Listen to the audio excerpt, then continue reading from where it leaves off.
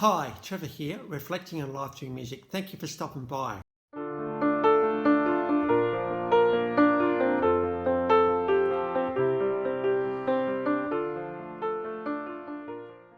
Well, coming again today, you're very, very welcome. Great to see everybody here.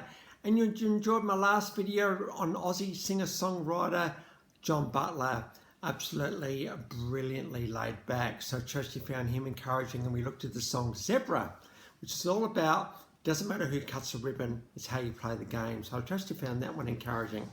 We're going back to 1940 in Milwaukee, Wisconsin. This guy was a preacher's kid, and very much he learned his music through church choirs. Now let's not underestimate for a second the importance of church choirs. You learn to sing together, you learn to sing in harmony, you learn to sing and to blend in with what's going on at the time. So there's nothing wrong with church choir training.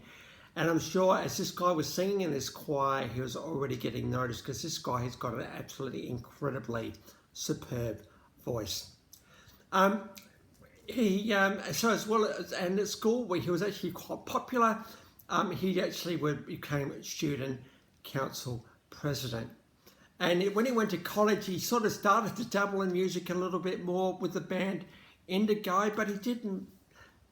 He did actually graduate with a Bachelor of Psychology, but went on to become Masters in Vocational Rehabilitation. So this guy could have had a pretty amazing career, absolutely, in that field. In fact, he did work in vocational rehab for a while, but he was also dabbling in music. Now, before I go any further, the guy we're talking about, Al Jarreau. Now, Al Jarreau was part of the George Duke Jazz Trio. He also was involved with a few other guys. He became quite well known in the club Gatsby's, and it's at that point there he decided to become professional. He was well and truly exploring the jazz world, and he became quite well known in the jazz world. And he started getting TV exposure, including with many of the shows, including Johnny Carson at that time.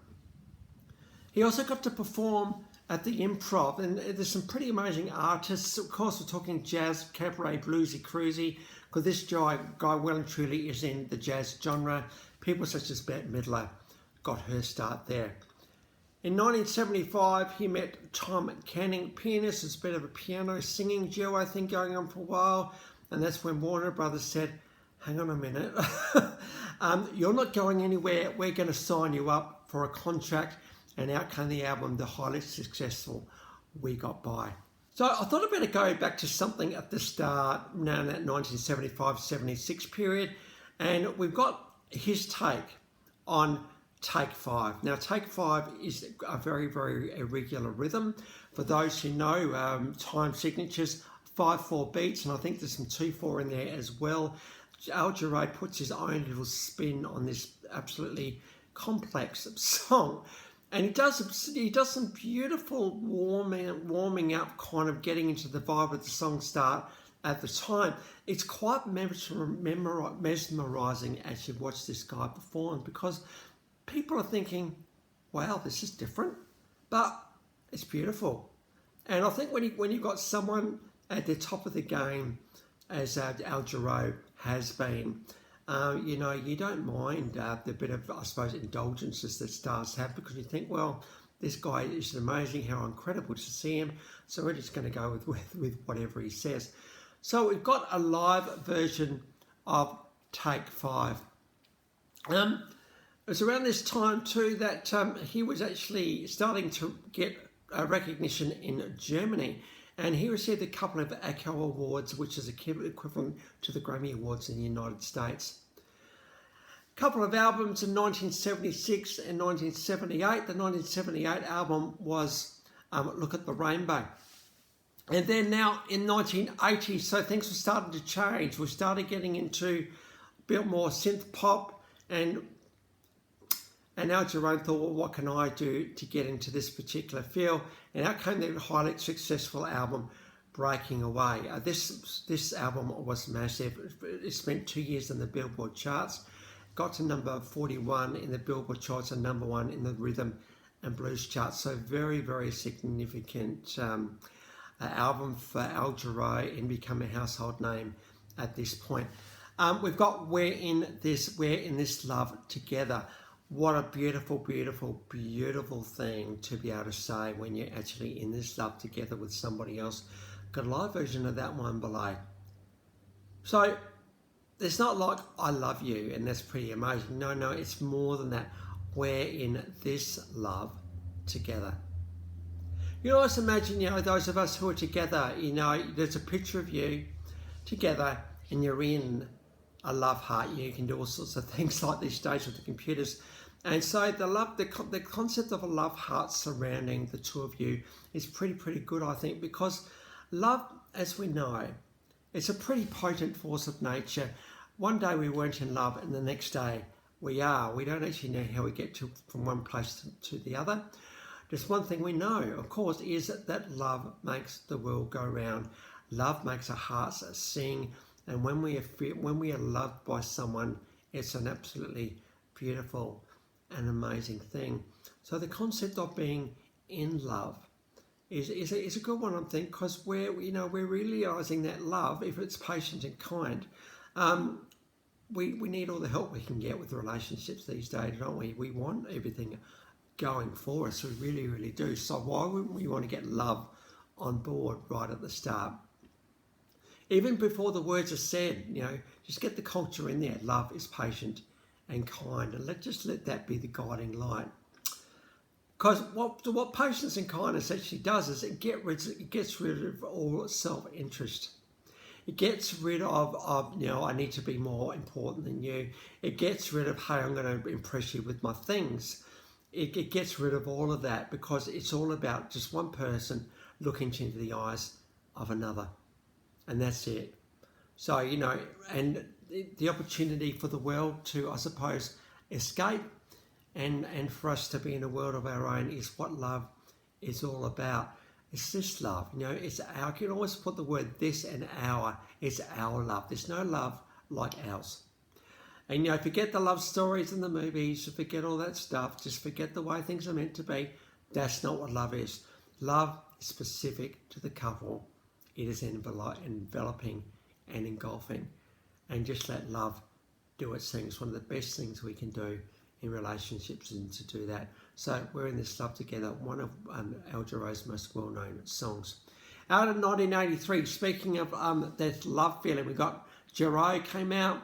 His album went to #1, so he'd had a few #1s at this point.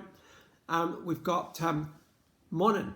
I thought I'd put the official clip on this one because it's really, really cute. It's a guy who is absolutely beaming because a girl has told him she loves him. What a beautiful thing, eh? To have that feeling of, hey, you know what? I'm actually loved. And even better, I get to love somebody as well. Now, I think as human hearts, our human heart wants to love somebody. Our human heart wants to be able to give to someone. Our heart wants to care for somebody. It really, really does. And so why wouldn't you get excited about that feeling of being told you're loved? And so I've got a clip with that one below. A very, very cute clip indeed. It's got all the hallmarks of birds singing, grass green, the sky's blue, all of that sort of stuff. But, sometimes we need songs like this one to really capture the feeling and the essence of being told that you're loved.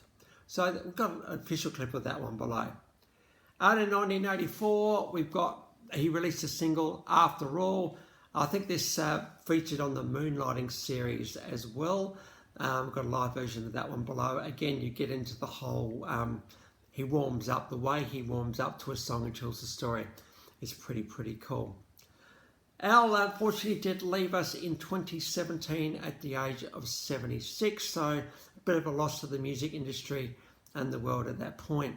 Because between 1975 and 2014, 17 studio albums, 7 live albums, 6 compilation albums, and 60 singles. That's a lot of singles, actually. Estimated to have sold around 47 million albums. Al Jarreau's been nominated many times for Grammy Awards. He's won 10. Hollywood Walk of Fame, the Soul Music Hall of Fame. And he's also received a couple of honorary doctorates. Those who don't know what an honorary doctorate actually is, what it actually is that a university says, oh, this guy's made a significant impact to the world, his chosen field. He doesn't actually need our education because he's actually done what he would need to do. We'll be proud to have this guy as one of our students. So Berklee College of Music. So that's a very, very high accolade indeed. One of the best music schools in the country gave our Jarreau an honorary doctorate. So that's pretty cool. So the links to those 4 clips are in the description below, and I've also included my last video from John Butler. If you want to recap on him, feel free. Well, if this is your first time to Life Reflections Through Music, or you've come back for another one, how great to see everybody here. Well, that's it for today. Next time we're going to get on to Amy Stewart with Knock on Wood. So until then, I'll catch you around. Bye for now.